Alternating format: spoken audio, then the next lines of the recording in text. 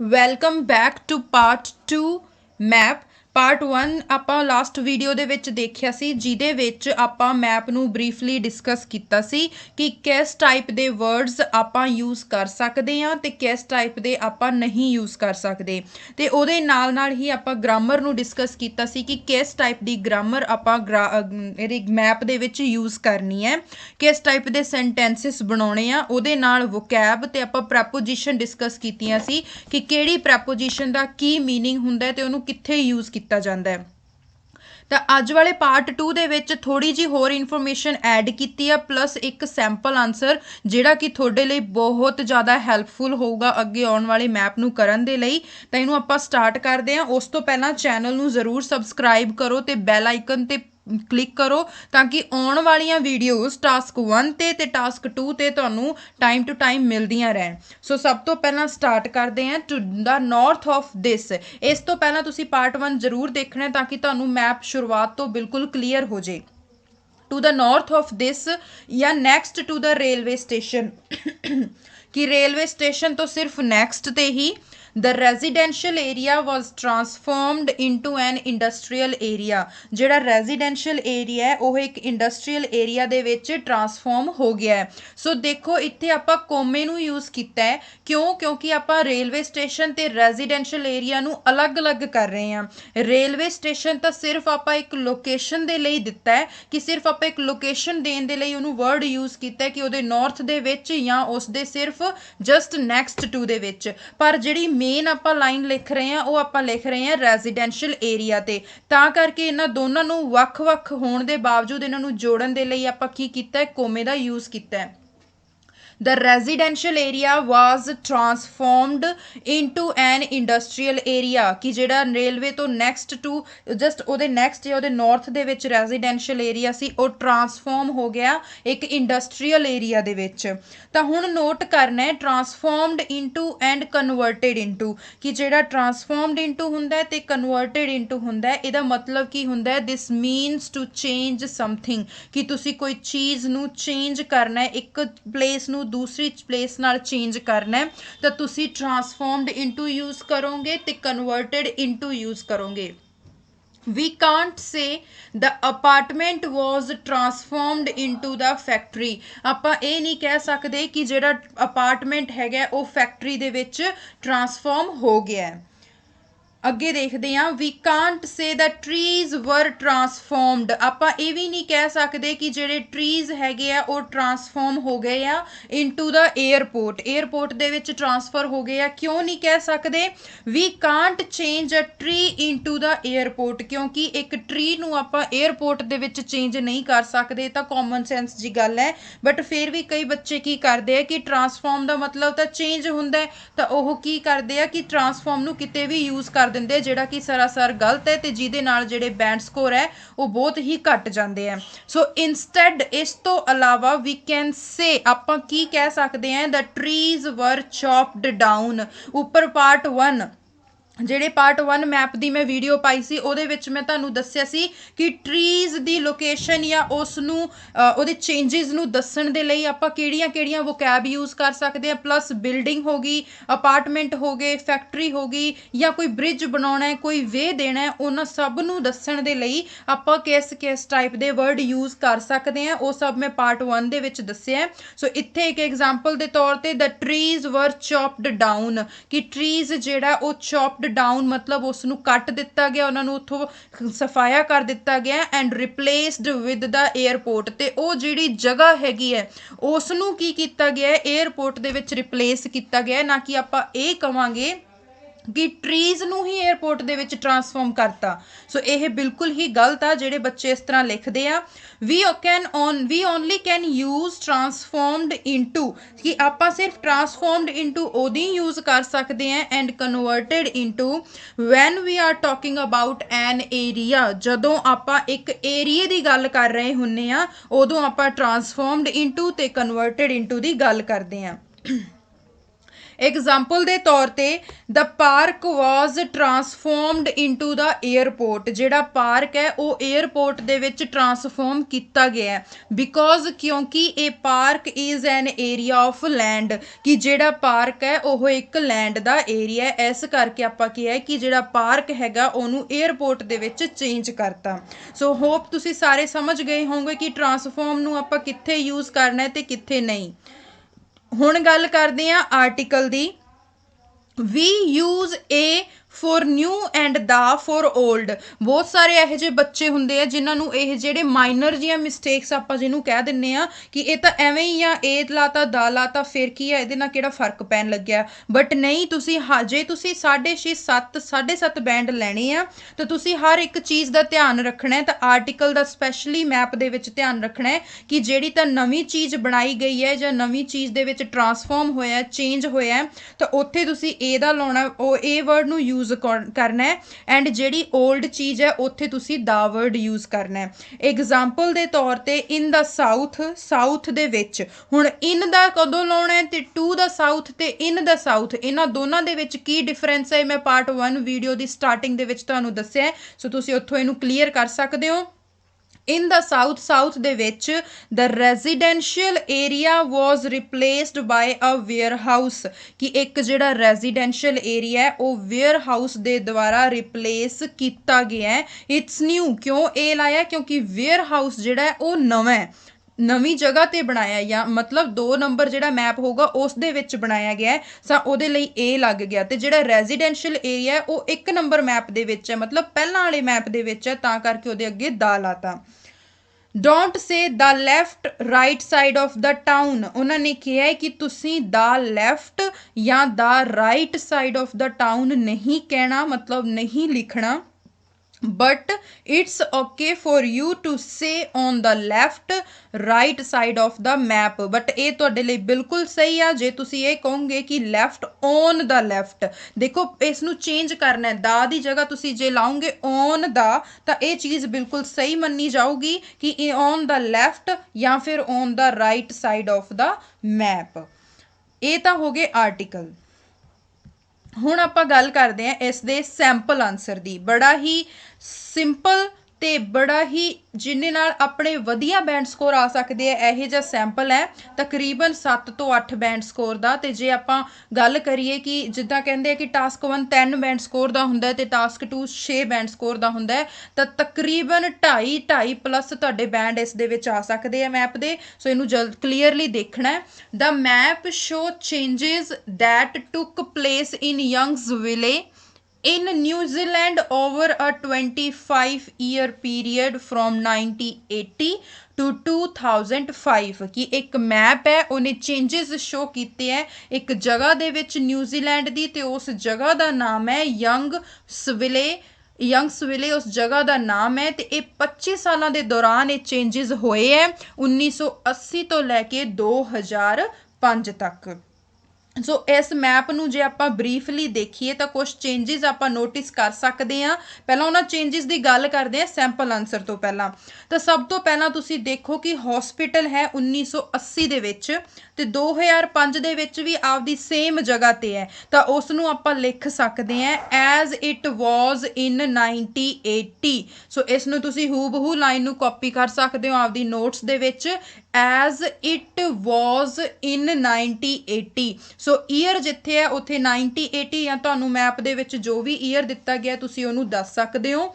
ਫਿਰ ਉਸ ਤੋਂ ਬਾਅਦ ਦੇਖੋ ਕਿ ਪਾਰਕ ਜਿਹੜਾ ਹੈ ਉਹ ਬਣ ਗਿਆ ਪਹਿਲਾਂ 1980 ਦੇ ਵਿੱਚ ਕੀ ਸੀ, ਉੱਥੇ ਹਸਪੀਟਲ ਦੇ ਜਸਟ ਨਾਲ ਕੀ ਸੀ, ਟਰੀਜ਼ ਸੀਗੇ, ਬਹੁਤ ਸਾਰੇ ਟਰੀਜ਼ ਸੀਗੇ। ਬਟ 2005 ਦੇ ਵਿੱਚ ਉੱਥੇ ਪਾਰਕ ਬਣ ਗਿਆ ਤੇ ਜਿਹੜੀ ਰੋਡ ਜਾ ਰਹੀ ਹੈ ਰੋਡ ਦੇ ਜਸਟ ਸਾਈਡ ਤੇ ਕੀ ਸੀ, ਪਹਿਲਾਂ 1980 ਦੇ ਵਿੱਚ ਘਰ ਸੀਗੇ, ਸਾਰੇ ਅਪਾਰਟਮੈਂਟਸ ਹਾਊਸਿਸ ਬਣੇ ਹੋਏ ਸੀ, ਹਾਊਸਿਸ ਜਿਹਨੂੰ ਕਹਿੰਦੇ ਆ।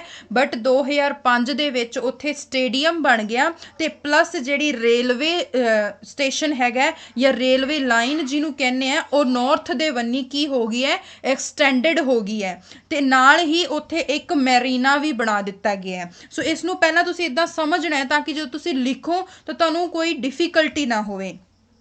ਉਸ ਤੋਂ ਬਾਅਦ ਰਿਵਰ ਅਲਨਾ ਦੇਖੋ ਜਿਹੜੀ ਆ ਉਹ ਸੇਮ ਐਜ਼ ਇਟ ਇਜ਼ ਹੈ, ਜਿਹੜੇ ਰਾਹ ਜਾ ਰਹੇ ਆ ਉਹ ਵੀ ਸੇਮ ਉੱਥੇ ਹੀ ਆ, ਬਟ ਉਸ ਦੇ ਜਸਟ ਦੇਖੋ ਸਕੂਲ ਜਿਹੜਾ ਉਹ 2005 ਚ ਵੀ ਐਜ਼ ਇਟ ਵਾਜ਼ ਇਨ 1980 ਕਿ 1980 ਦੇ ਵਿੱਚ ਸੀ, ਬਟ ਸਕੂਲ ਦੇ ਲਾਗੇ ਹੀ ਬੜੇ ਹਾਊਸਿਸ ਸੀਗੇ ਤੇ ਟਰੀ ਸੀਗੇ ਜਿਹੜੇ ਕਿ 2005 ਦੇ ਵਿੱਚ ਟਰੀਜ਼ ਨੂੰ ਕੀ ਕਰ ਦਿੱਤਾ ਗਿਆ। ਉੱਪਰ ਮੈਂ ਤੁਹਾਨੂੰ ਦੱਸਿਆ ਪਾਰਟ 1 ਵੀਡੀਓ ਦੇ ਵਿੱਚ ਵੀ ਦੱਸਿਆ ਕਿ ਟਰੀਜ਼ ਦੇ ਲਈ ਜਾਂ ਤਾਂ ਕੱਟ ਡਾਊਨ ਵਰਡ ਯੂਜ਼ ਹੁੰਦਾ ਹੈ ਜਾਂ ਚੌਪ ਹੁੰਦਾ ਹੈ। ਸੋ ਆਪਾਂ ਕਹਿ ਸਕਦੇ ਹਾਂ ਚੌਪਡ ਡਾਊਨ ਕਿ ਜਿਹੜੇ ਟਰੀਜ਼ ਆ ਉਹਨਾਂ ਨੂੰ ਚੌਪਡ ਡਾਊਨ ਕਰ ਦਿੱਤਾ। ਤੇ ਮੈਂ ਤੁਹਾਨੂੰ ਪਾਰਟ 1 ਦੇ ਵਿੱਚ ਦੱਸਿਆ ਕਿ ਜਿਹੜੇ ਹਾਊਸਿਸ ਹੁੰਦੇ ਆ ਉਹਦੇ ਲਈ ਆਪਾਂ ਕੀ ਯੂਜ਼ ਕਰ ਸਕਦੇ ਹਾਂ, ਡੈਮੋਲਿਸ਼ ਵਰਡ ਯੂਜ਼ ਕਰ ਸਕਦੇ ਹਾਂ ਕਿ ਉਹਨਾਂ ਨੂੰ ਢਾਤਾ, ਉਹਨਾਂ ਨੂੰ ਟੀਅਰ ਡਾਊਨ ਕਰਤਾ। ਜੇ ਤੁਸੀਂ ਮੇਰੀ ਵੋਕੈਬਲਰੀ ਡੇ 1 ਦੀ 1 ਪਤਾ ਨਹੀਂ 2 ਐਵੇਂ ਦੀ ਹੈ, ਸ਼ਾਇਦ 1 ਹੈ, ਡੇ 1 ਦੀ ਜਿਹੜੀ ਤੁਸੀਂ ਵੀਡੀਓ ਦੇਖੋਗੇ ਤਾਂ ਉਹਦੇ ਵਿੱਚ ਤੁਹਾਨੂੰ ਪਤਾ ਲੱਗੂ ਕਿ ਟੀਅਰ ਡਾਊਨ ਆਪਾਂ ਬਿਲਡਿੰਗਸ ਲਈ ਕਿਵੇਂ ਯੂਜ਼ ਕਰ ਸਕਦੇ ਹਾਂ ਤੇ ਉਹਦੀ ਜਗ੍ਹਾ ਆਪਾਂ ਨੌਕਡ ਡਾਊਨ ਵੀ ਯੂਜ਼ ਕਰ ਸਕਦੇ ਹਾਂ। ਤਾਂ ਤੁਸੀਂ ਮੇਰੀ ਵੋਕੈਬਲਰੀਜ਼ ਵਾਲੀ ਸਾਰੀ ਵੀਡੀਓਜ਼ ਦੇਖ ਸਕਦੇ ਹੋ,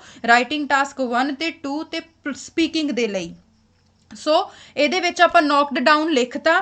ਫਿਰ ਉਸ ਤੋਂ ਬਾਅਦ ਜਿਹੜੇ ਨੀਚੇ ਵਾਲੀ ਸਾਈਡ ਜੇ ਜਸਟ ਜਿਹੜਾ ਸਕੂਲ ਦੇ ਨਾਲ ਇੱਕ ਰਾਹ ਜਾ ਰਿਹਾ ਉਸ ਤੋਂ ਜਸਟ ਨੀਚੇ ਦੇਖੋ, ਪਹਿਲਾਂ ਉੱਥੇ ਟਰੀਜ਼ ਸੀਗੇ ਤੇ ਇੱਕ ਬੈਂਚ ਬਣਿਆ ਹੋਇਆ ਹੈ, ਬਟ 2005 ਦੇ ਵਿੱਚ ਉੱਥੇ ਵੇਅਰ ਹਾਊਸ ਬਣਾਤਾ। ਪਲੱਸ ਫਿਰ ਉਸ ਤੋਂ ਏਅਰਪੋਰਟ ਵੰਨੀ ਆਉਂਦੇ ਆ ਤਾਂ ਪਹਿਲਾਂ ਉੱਥੇ ਵੁੱਡਲੈਂਡ ਸੀ ਤੇ ਟਰੀਜ਼ ਸੀਗੇ, ਉੱਥੇ ਵੀ ਟਰੀਜ਼ ਨੂੰ ਕੱਟ ਕੇ ਤੇ ਫੈਕਟਰੀਜ਼ ਬਣਾ ਦਿੱਤੀਆਂ ਗਈਆਂ। ਪਲੱਸ ਰੇਲਵੇ ਲਾਈਨ ਦੇ ਨਾਲ ਦੇਖੋ ਕੀ ਕਰ ਦਿੱਤੇ ਗਏ, ਜਿੰਨੇ ਹਾਊਸਿਸ ਸੀ ਉਹਨਾਂ ਨੂੰ ਡੈਮੋਲਿਸ਼ ਕਰਤਾ, ਨੌਕਡ ਡਾਊਨ ਕਰਤਾ ਤੇ ਜਿਹੜੀਆਂ ਟਰੀਜ਼ ਸੀਗੇ ਉਹਨਾਂ ਨੂੰ ਕੱਟ ਕਰਤਾ, ਉੱਥੋਂ ਬਿਲਕੁਲ ਸਾਫ਼ ਕਰਤੇ। ਠੀਕ ਹੈ, ਸੋ ਇਸ ਟਾਈਪ ਨਾਲ ਤੁਸੀਂ ਲਿਖ ਸਕਦੇ ਹੋ। ਉੱਤੇ ਦੇਖੋ ਰੇਲਵੇ ਸਟੇਸ਼ਨ ਦੇ ਲਾਗੇ ਹੀ 2005 ਦੇ ਵਿੱਚ ਇੱਕ ਹੋਰ ਵੇਅਰ ਹਾਊਸ ਬਣਾਤਾ ਜਿੱਥੇ ਕਿ ਪਹਿਲਾਂ ਹਾਊਸ ਸੀਗੇ ਪਲੱਸ ਟਰੀਜ਼ ਸੀਗੇ। ਸੋ ਇਹ ਤਾਂ ਹੋ ਗਿਆ ਇੱਕ ਓਵਰਵਿਊ ਪੂਰਾ ਮੈਪ ਕਰਨ ਦਾ। ਨੈਕਸਟ ਆਪਾਂ ਇਹਦਾ ਸੈਂਪਲ ਆਨਸਰ ਰੀਡ ਕਰਦੇ ਹਾਂ। ਸਭ ਤੋਂ ਪਹਿਲਾਂ ਇਹਦਾ ਇੰਟਰੋਡਕਸ਼ਨ ਤੁਸੀਂ ਦੋ ਟਾਈਪ ਨਾਲ ਲਿਖ ਸਕਦੇ ਹੋ। ਪਹਿਲਾ ਦ maps ਇਲੂਸਟ੍ਰੇਟ the development which took place in the coastal town of Youngsville between 1980 and 2005। ਜਿਹੜਾ ਮੈਪ ਹੈ ਉਹ ਸ਼ੋ ਕਰ ਰਿਹਾ ਹੈ। ਇਲੂਸਟ੍ਰੇਟ ਦੀ ਜਗ੍ਹਾ ਤੁਸੀਂ ਇੰਟਰਪ੍ਰੈਟ ਲਿਖ ਸਕਦੇ ਹੋ, ਰਿਵੀਲ ਲਿਖ ਸਕਦੇ ਹੋ। ਦ ਮੈਪ ਇੰਟਰਪ੍ਰੈਟ ਔਰ ਇਲੂਸਟ੍ਰੇਟ ਦ development which took place in the coastal town, ਜਿਹੜੀ ਕਿ ਇੱਕ ਕੋਸਟਲ ਟਾਊਨ ਦੇ ਵਿੱਚ ਹੋ ਰਹੀ ਹੈ, ਆਫ ਯੰਗਸਵਿਲੇ ਬਿਟਵੀਨ 1980 ਐਂਡ 2005, 1980 ਤੇ 2005 ਦੇ ਵਿੱਚ। ਜੇ ਤੁਸੀਂ ਇਹਨੂੰ ਦੂਸਰੀ ਸਟਰਕਚਰ ਨਾਲ ਲਿਖਣਾ ਹੈ ਤਾਂ ਤੁਸੀਂ ਇਦਾਂ ਲਿਖ ਸਕਦੇ ਹੋ the development which took place in the coastal town of Youngsville between 1980 and 2005 is interpreted by the maps। ਜੇ ਤੁਸੀਂ ਸੈਕਿੰਡ ਵਾਲੀ ਸਟਰਕਚਰ ਲਿਖਦੇ ਹੋ ਤਾਂ ਤੁਹਾਡੇ ਬੈਂਡ ਸਕੋਰ ਹੋਰ ਵੀ ਜ਼ਿਆਦਾ ਇਨਕਰੀਜ਼ ਹੋ ਜਾਣਗੇ। ਜਿੰਨੇ ਵੀ ਮੇਰੇ ਸਟੂਡੈਂਟਸ ਨੇ ਐਗਜ਼ਾਮ ਦਿੱਤਾ ਹੈ ਮੈਂ ਉਹਨਾਂ ਨੂੰ ਸੈਕਿੰਡ ਵਾਲੀ ਸਟਰਕਚਰ ਜਿਹੜੀ ਪ੍ਰੈਫਰੈਂਸ ਦਿੰਨੀ ਹੈ ਕਿ ਤੁਸੀਂ ਆਹ ਵਾਲੀ ਲਿਖੋ, ਤਾਂ ਸਭ ਸਟੂਡੈਂਟ ਦੇ 6.5 ਹੀ ਆਏ ਹੈ, ਹਲੇ ਤੱਕ ਕਿਸੇ ਦੇ 6 ਵੀ ਨਹੀਂ ਆਏ। ਸੋ ਅੱਗੇ ਦੇਖਦੇ ਹਾਂ ਕੀ ਹੋਣਾ, ਬਟ ਹਲੇ ਤੱਕ 6.5 ਹੀ ਰਹੇ ਆ। ਸੋ ਤੁਸੀਂ ਇਸ ਟਾਈਪ ਨਾਲ ਲਿਖ ਸਕਦੇ ਹੋ। ਇਨ ਦਾ ਈਅਰ 1980, 1980 ਦੇ ਵਿੱਚ the town was a much greener, ਜਿਹੜਾ ਟਾਊਨ ਸੀ ਮਚ ਗ੍ਰੀਨਰ ਰੈਜ਼ੀਡੈਂਸ਼ੀਅਲ ਏਰੀਆ, ਬੜਾ ਹੀ ਹਰਾ ਭਰਾ ਰੈਜ਼ੀਡੈਂਸ਼ੀਅਲ ਏਰੀਆ ਸੀਗਾ। With a large number of trees, ਜਿਹਦੇ ਵਿੱਚ ਬਹੁਤ ਹੀ ਜ਼ਿਆਦਾ ਨੰਬਰ ਦੇ ਵਿੱਚ ਟਰੀਜ਼ ਸੀਗੇ, ਐਂਡ ਇੰਡੀਵਿਜੂਅਲਸ ਹਾਊਸ ਤੇ ਲੋਕਾਂ ਦੇ ਘਰ ਸੀਗੇ। But during the next 25 years, ਅਗਲੇ 25 ਸਾਲਾਂ ਦੇ ਵਿੱਚ the town saw a number of significant alternations ਹੁੰਦੇ ਆ ਚੇਂਜਸ, ਕਿ ਜਿਹੜਾ ਟਾਊਨ ਹੈ ਉਹਨੇ ਬੜੇ ਹੀ ਚੇਂਜਸ ਸ਼ੋ ਕੀਤੇ ਆ ਜਾਂ ਦੇਖੇ ਆ। The most noticeable is that, ਸਭ ਤੋਂ ਜ਼ਿਆਦਾ ਨੋਟਿਸ ਕਰਨ ਵਾਲਾ ਇਹ ਹੈ that all of the trees in the south of the river Alnah were chopped down, ਕਿ ਜਿੰਨੇ ਵੀ ਰਿਵਰ ਦੇ ਸਾਊਥ ਦੇ ਵਿੱਚ ਟਰੀਜ਼ ਸੀਗੇ ਸਭ ਨੂੰ ਕੱਟ ਦਿੱਤਾ ਗਿਆ, ਉੱਥੋਂ ਸਾਫ਼ ਕਰਤੀ ਜਗ੍ਹਾ। ਵਿਦ ਕੋਮਾ ਲਾਉਣਾ ਤੁਹਾਨੂੰ ਬਹੁਤ ਜ਼ਰੂਰੀ ਹੈ ਕੋਹੀਜ਼ਨ ਕੋਹਰੈਂਸ ਨੂੰ ਮੇਨਟੇਨ ਕਰਨ ਦੇ ਲਈ। ਸੋ ਵਿਦ ਆਲ ਦਾ ਹਾਊਸਿਸ, ਜਿੰਨੇ ਵੀ ਹਾਊਸਿਸ ਸੀਗੇ ਅਲੋਂਗ ਦਾ ਰੇਲਵੇ ਲਾਈਨ ਬੀਇੰਗ ਡੈਮੋਲਿਸ਼ਡ,